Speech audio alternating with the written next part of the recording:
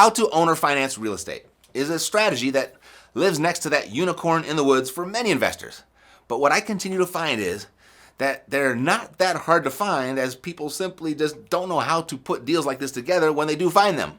They don't recognize them. And after more than 100 owner finance deals under my belt, I'm gonna show you how to do it. You ready? Let's go.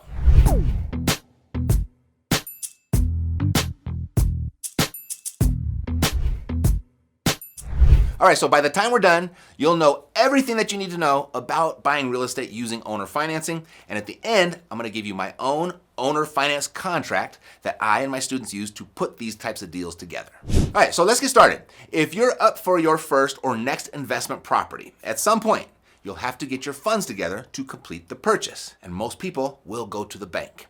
And their approval will be dependent on their credit worthiness, their financial stability, and sometimes even their experience investing in real estate. And if you get approved, you then have to deal with the underwriting process, the appraisal, inspections, application fees, admin fees, document fees. If you've dealt with a bank lately, you know that they kill you with the fees. And they're gonna want a 20 to 25% down payment. And you never know what other hoops that you're gonna have to jump through. But there's another way to buy investment property almost without having to deal with any of this. And that's through owner financing. You see, this is a transaction in which a property seller finances the purchase directly with the person or entity buying it, either in whole or in part. And this type of arrangement can be advantageous for both buyers and sellers because it eliminates the time, guidelines, and costs associated with banks most of the time. Most people understand what owner financing is, but many just don't understand how to do it. So I'm gonna walk you through a recent deal of mine because there's a secret to pulling this off, and I'm gonna let you in on it. But the first thing you're gonna need is a motivated seller that owns their property free and clear. And that right there oftentimes stops people from even trying because they don't realize that more than 1/3 of all homes in the United States are owned free and clear. Now stick with me until the end and I'll show you how to get a free list of motivated sellers of free and clear properties right there in your market. I mean, there are more of them than people even realize, and it's a really easy list to get. You'll be totally surprised. So the secret to getting a seller to agree to owner financing, it's all in the presentation, because most investors will make 3 big mistakes in their presentation that prevents them from getting these types of deals done.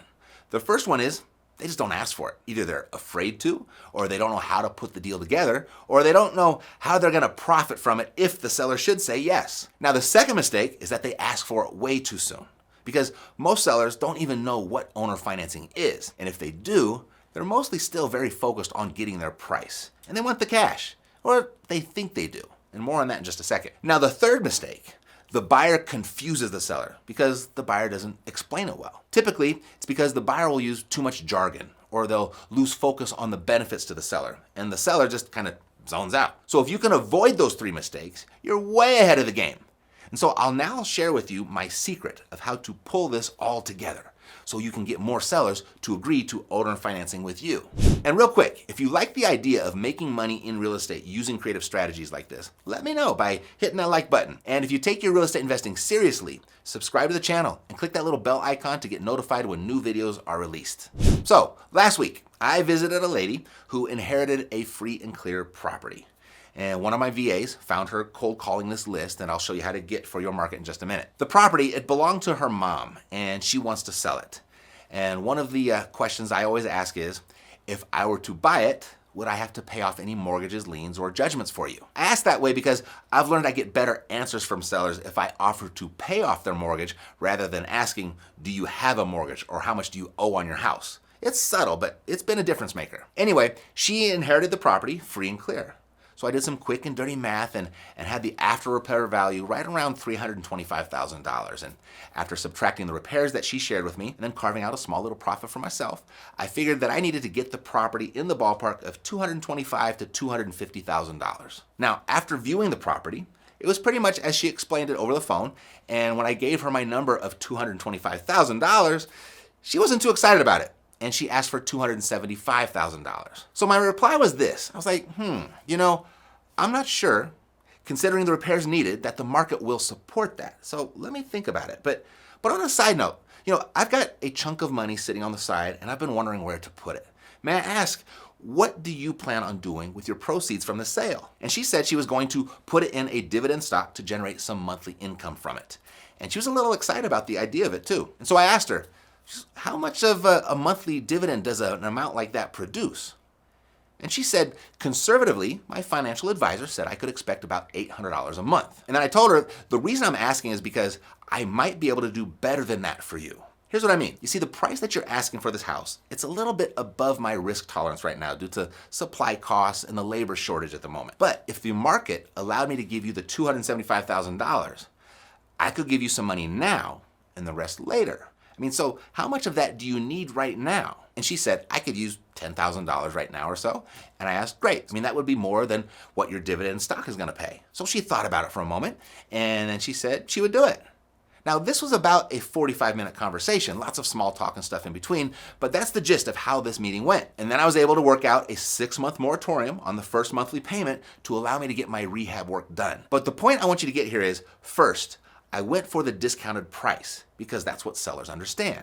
And most of the time, it's the most important thing to them, getting a good price. The second thing was, when we didn't agree on the price, I dug a little deeper into her motivation for selling. And this is really important because the deal isn't in the property.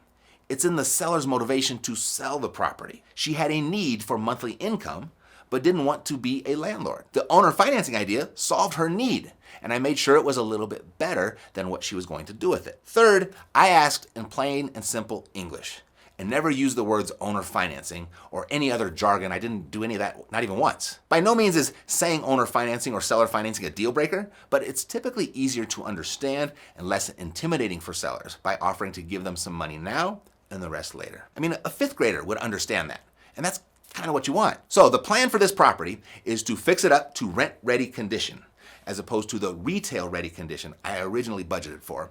And then I'm just gonna place a tenant in it. And the market rent for that property is $2,500. Then after making those $900 payments to the seller, principal-only payments, if you didn't catch that, my net cash flow should be right around $600 per month. Now I am coming in with the $10,000 plus the closing costs to close, and I've budgeted $20,000 for the rehab, and that's gonna put this deal right around a 22% cash-on-cash return. Now, there's not a ton of equity in it, and that's okay, but my $900 principal-only payment will create that for me and relatively quickly. And so I'll likely refinance all of that cash out in 2 to 3 years. Now from here, you could hire an attorney to put the finance contract together for you, but it's not necessary. I just give my title officer my note with some instructions, and then she just does it for me. If you'd like a copy of the financing contract that I used for this deal, you can grab it for free at epicpromissorynote.com. And what you'll need to pull off these types of owner finance deals for yourself is a list of motivated sellers who own their properties free and clear. And you can get a free one for your market by going to epicpropstream.com. Accept their free 7-day access, and then just download your list. It's that easy. If you like the service, after 7 days, you can pay their very reasonable subscription fee, or if you want to cancel, just cancel. Either way, you've got your free list of free and clear properties. So what'd you learn? What'd you notice? Let me know in the comments below. And if you'd like to dive in and make some quick money in real estate and flip a house in just one day while using my funds to do it, I'll show you how you can pull this off in your market right now at mattsfreetraining.com. That's all for now. Thanks for watching. I'll see you next time.